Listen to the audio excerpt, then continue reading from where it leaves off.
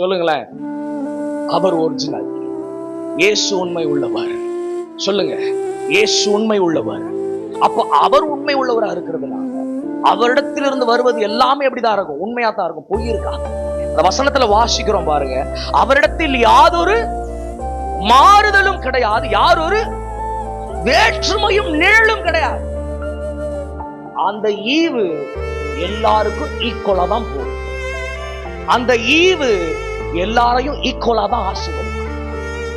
புருஷனானாலும் ஸ்திரீ ஆனாலும், யூதனானாலும் சமாரியனானாலும், அவன் கிரேக்கனானாலும், யாரானாலும் சரி, அவரிடத்திலிருந்து வருகிற ஈவு யாவருக்குள்ளும் யாவரையும் ஈக்குவலா தான் ஆசீர்வதிக்கும். அல்லேலூயா.